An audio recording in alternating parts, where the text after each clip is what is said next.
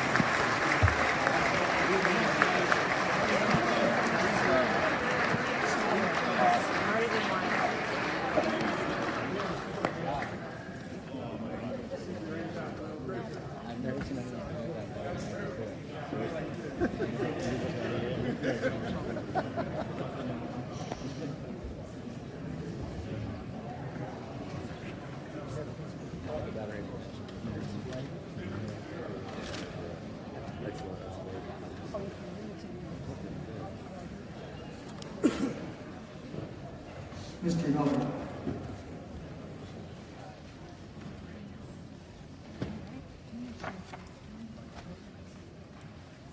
Good afternoon.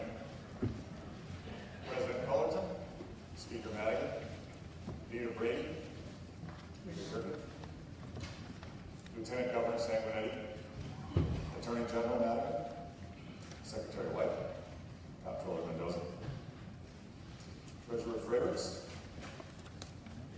members of the General Assembly, distinguished guests and members of the media, welcome. To the members of our National Guard, our servicemen and women, and our veterans, thank you on behalf of a most grateful state.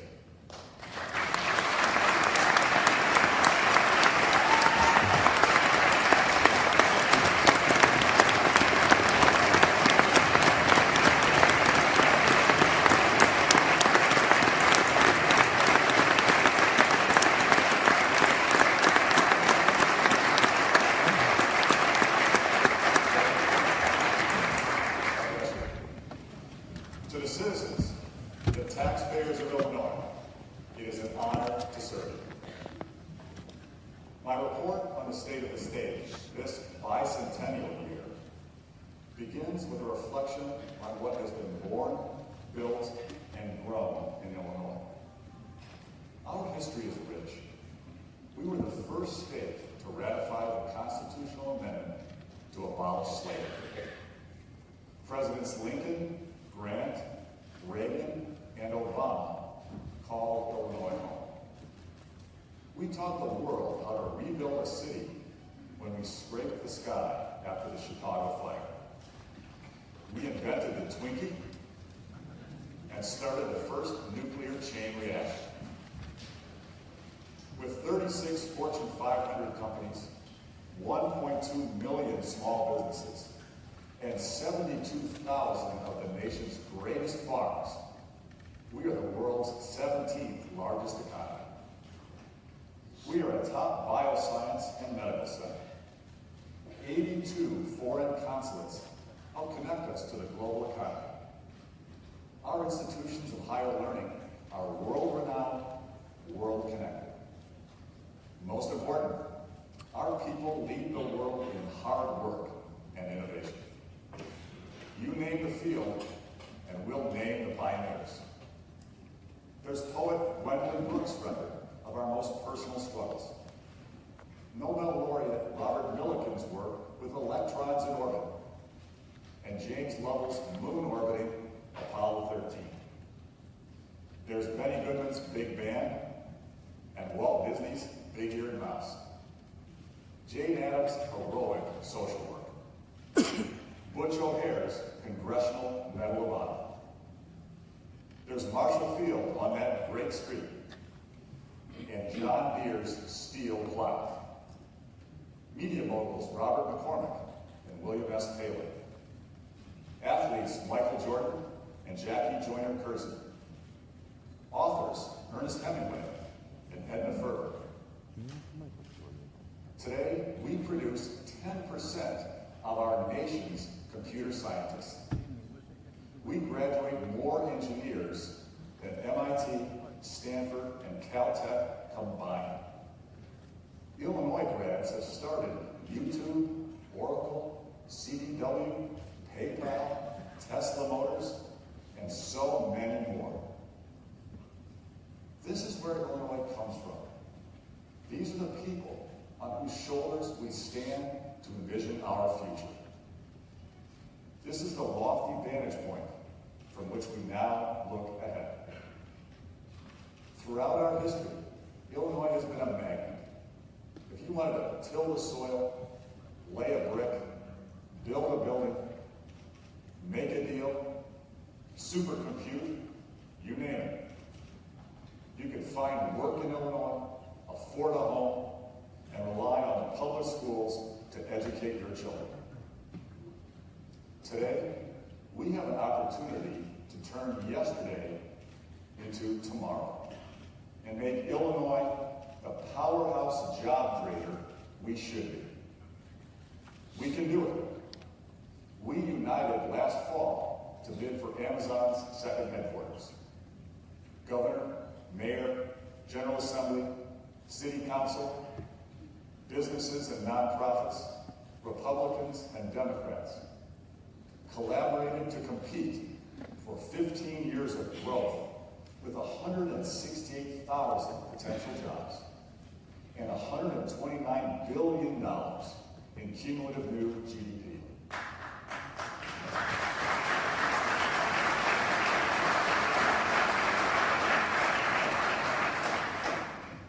The fact is, there is another, even bigger, Amazon-like opportunity for us to pursue.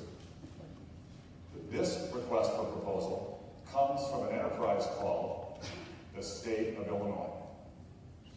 We have the assets, and we certainly have the incentives. 12.8 million fellow citizens who want us to ignite our economy. But this is not a prize one wins alone. It takes a collaborative effort, a forget about the politics and roll up our sleeves kind of approach. It requires a laser-like focus on economic development and job creation. and a bipartisan dedication to restore public trust.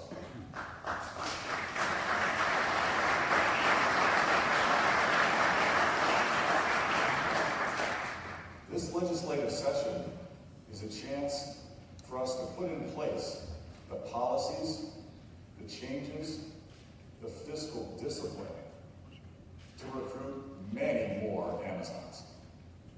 United, we can create thousands and thousands of jobs, attract billions of dollars in investment, and set millions of Illinoisans free to make more, buy more, and build more. So today, this report on the state of our state will focus on the places where we agree and where we can start to build to the future. The state of our state today is one of readiness. Readiness born of unprecedented frustration with our political culture, but with a firm belief that we have tremendous, but as yet unrealized, economic potential. The place to start is with a joint effort to restore public trust. To tell truth to power, to stand up against the establishment without fear of recrimination. These notions of democracy and social progress too often seem lost in Illinois government. Where once we joined to address our problems, we now divide to conquer the other side. Or worse, we legislate for expediency rather than effect. When the Me Too movement struck Springfield last fall, the outcry for ethical reform turned into legislation in a Hollywood minute. Unfortunately, many believe that transparency and accountability were sacrificed for optics and speed. So today, I will sign an executive order to strengthen the policies that ensure all government employees under my office's jurisdiction have reliable and responsive outlets for reporting acts of sexual misconduct. The order makes the Ethics Act supreme over all other laws and agreements in the state, even those in collective bargaining agreements.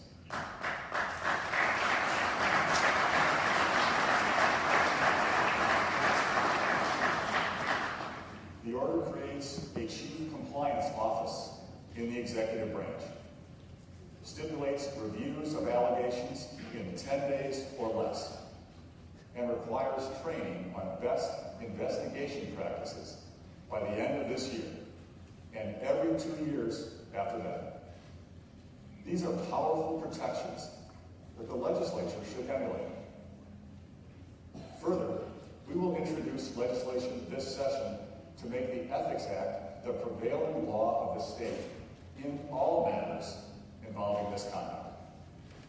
Every man and woman here today, and every man and woman in our state, we are all unified in the expectation that we will act on our complete intolerance of and utter revulsion for sexual harassment.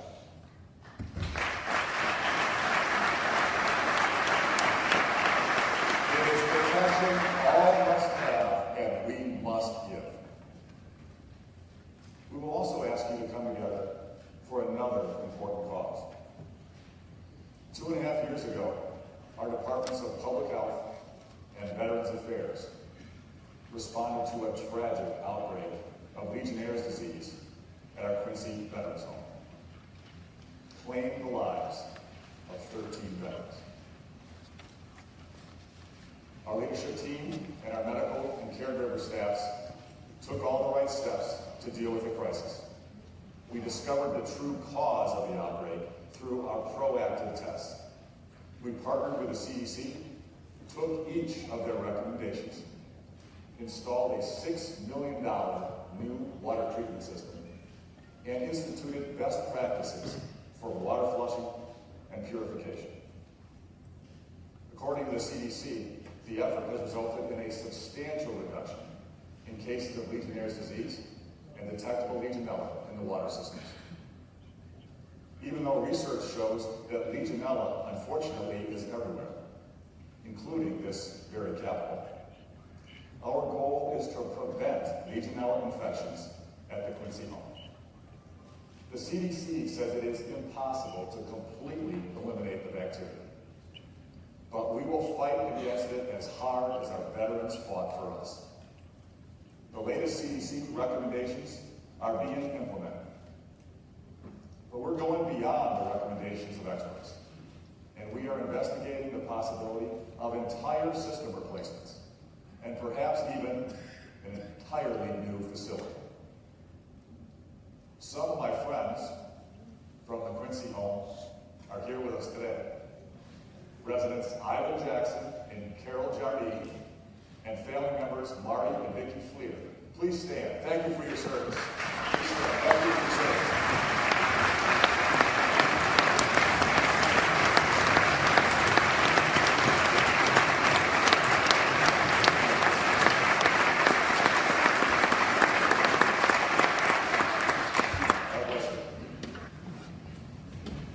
I know all of us share a passion to do everything we can to keep our veterans safe and healthy. I know I can count on all of you to support the improvements that are needed. The men and women who reside there put it all on the line for us. We must now do the same for them.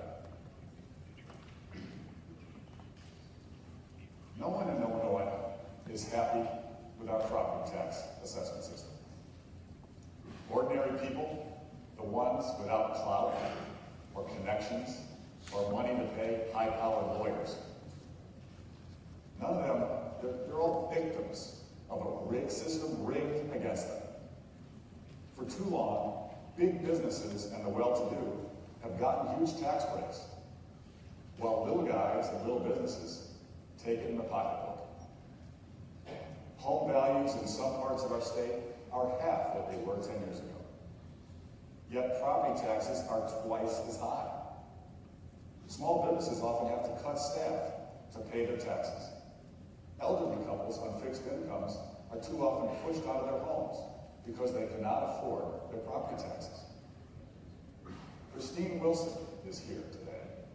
She is one of thousands of homeowners in Illinois that have property taxes that are unfair, unaffordable, and crushing their quality of life. Christine, thank you for your passionate advocacy to deal with property tax relief.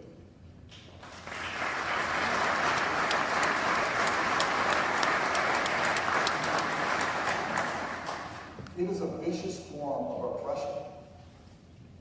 The system traps people in their homes, vaporizes their equity, drives mortgages underwater, and in some cases, pushes people out of our state. It is time to put a stop to the corruption. 2 weeks ago, we issued an executive order that prevents legislators from practicing before the State Property Tax Appeal Board.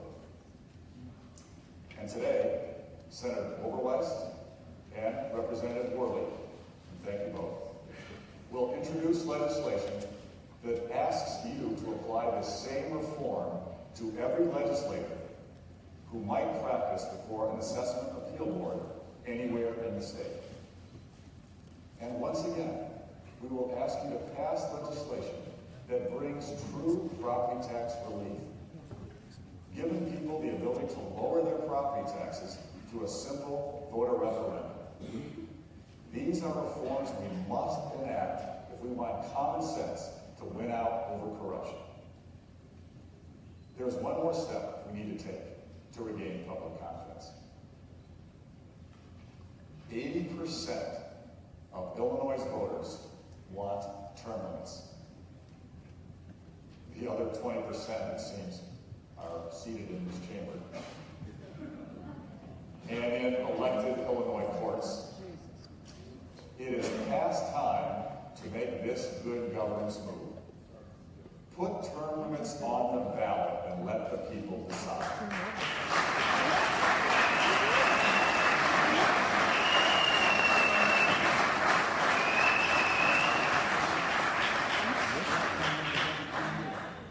As quick and decisive on ethics. We need to be just as aggressive on jobs and the economy. There is no question we need the economic spark. News of population declines and slow business growth have effects that go far beyond troublesome headlines. They cost us jobs and rob us of tax revenue.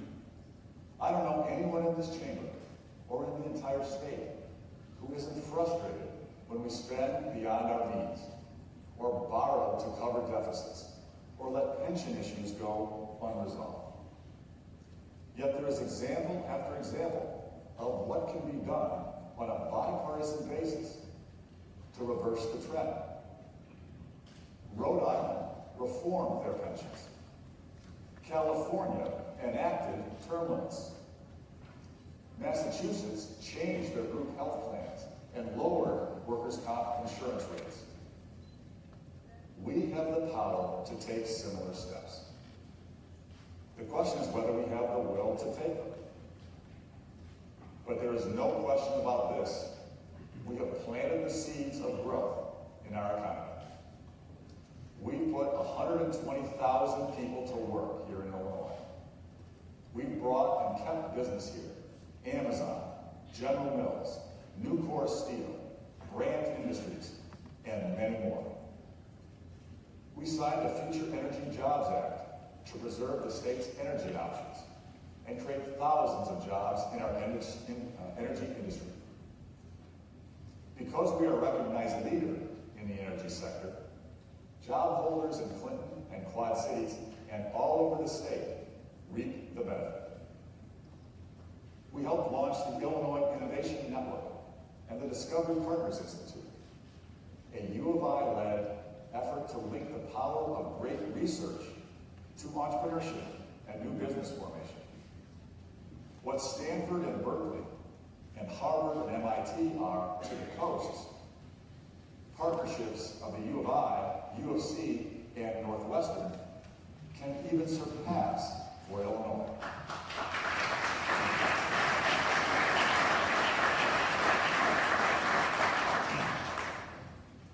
We've given our state tools to compete. We've cut red tape. We've slashed fees for small business by 70%. Signed edge tax credits into law to help staunch the outflow of businesses to our border states. We established Intersect Illinois to focus on business development. We traveled to Asia and Israel to bring more jobs to Illinois. And we declared a harvest emergency last fall to help farmers get crops to market.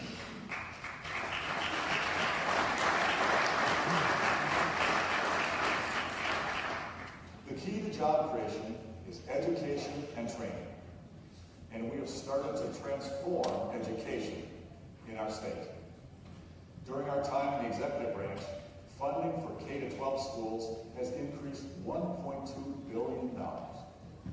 And that includes record levels of funding for early childhood education. We enacted historic reforms together to end one of the most inequitable school funding formulas in the country. For most districts, it will be a welcome and long overdue infusion of new money for their programs. Now, need dictates resources, not zip codes. We achieved historic parity in per-pupil funding for charter schools, and we created Invest in Kids, the state's first ever tuition tax credit scholarship program. And now, with more than $45 million already contributed to the program, good students in low-income families will have a way to attend schools that meet their needs.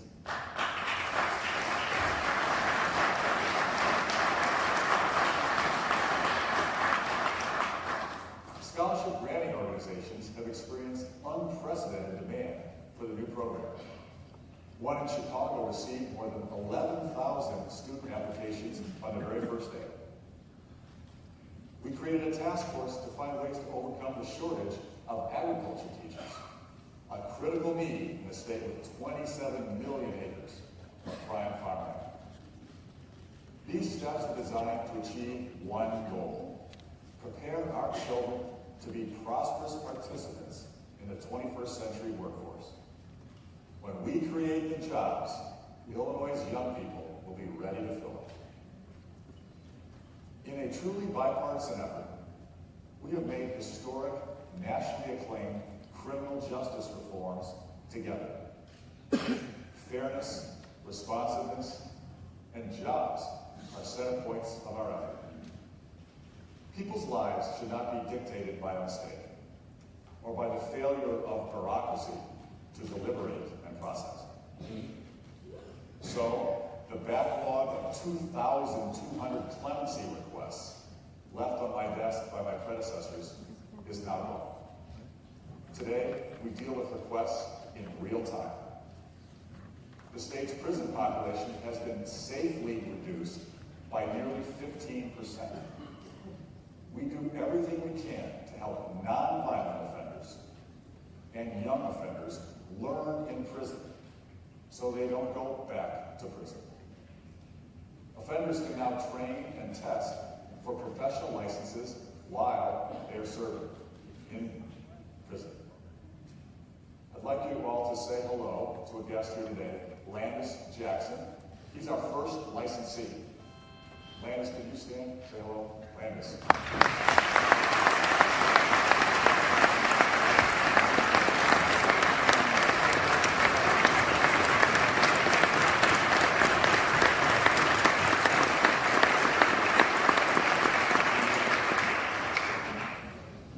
Next time you're in Carroll, I hope you'll go visit him.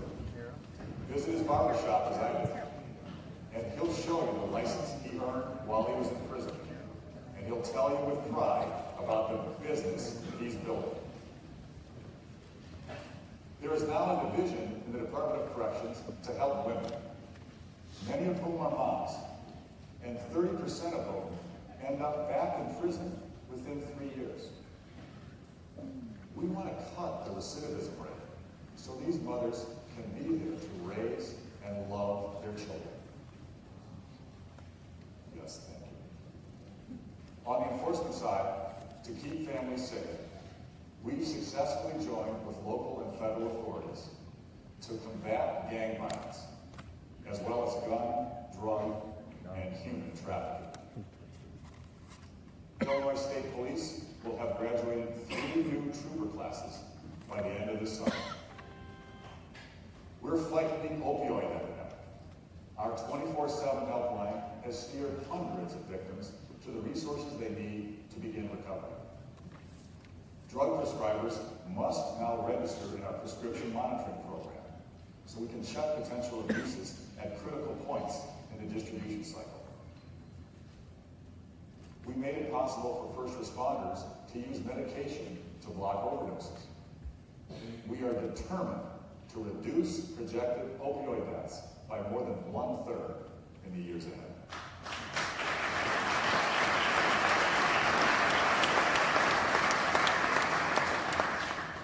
We work every day to help our agencies provide better service at lower costs to the taxpayers of Illinois. We now have 19 innovative new labor agreements in place to pay our hardworking state government employees based upon a 40-hour work week rather than 37.5 hours, and pay on merit and productivity, not just seniority. We have launched technology initiatives to streamline our interface with taxpayers. The objective is to get online so we can facilitate customer service and business growth. We want government to work for people, not against them. Our healthcare fraud elimination task force, in collaboration with Inspector General Maggie Hickey, has helped to root out Medicaid fraud to the tune of $450 million in taxpayer savings so far.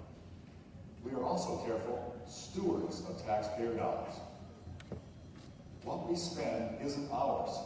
It belongs to our taxpayers, and we think they deserve better value for their money. We have vetoed unbalanced budgets that would push us deeper into debt. What? We have vetoed tax increases that Illinoisans could not afford. and we veto the 32% income tax increase enacted last summer. In 2019, our pension costs will rise another $600 million. Ask anyone in this room if they think this trajectory of pension expense can be sustained. Most will say no. But most lack the courage to break the status quo so we can change our path to the future. On this point, I think we can agree. It is time we do what the people of Illinois want. Halt the advance of taxes. Stop spending money we don't have. Get our pensions under control. And give power back to the people of Illinois.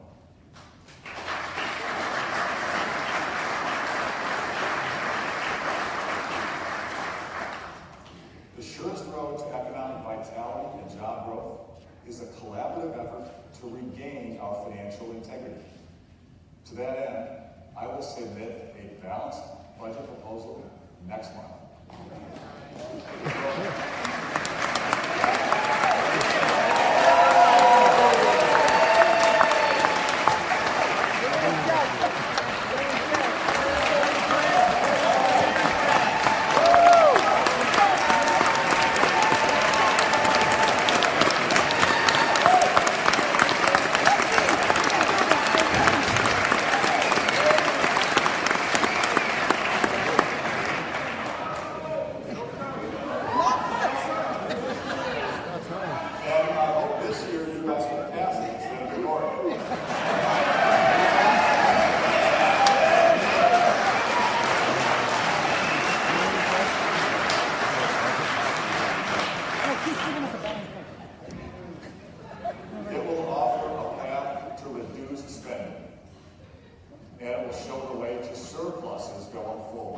So we can cut taxes and start to push back against the assault on middle-class bank accounts.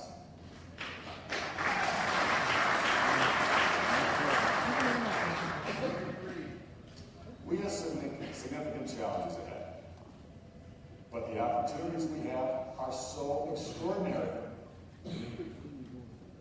So much like multiple Amazons. We must rally around the cause of job growth for all Illinoisans. The simple truth is, of our shared experience, we cannot tax and borrow our way into prosperity. We can and must grow our way into a more prosperous future. We all know that the people of Illinois are taxed out. So just as we reverse the flow of the Chicago River, it is time to change the flow of money in Illinois. Let's curb our spending and work together to give people the capital they need to build and grow. If that happens, we will produce more good-paying jobs, higher personal income growth, and attract talented taxpayers to our economy. Abraham Lincoln once said, "The best way to predict the future is to create it." It is within our power to produce an Illinois that lives up to our resources. The seeds are planted. The work has begun. Now is the time to finish the job. Thank you all. God bless our veterans. God bless the people of Illinois. And God bless the United States of America. Thank you.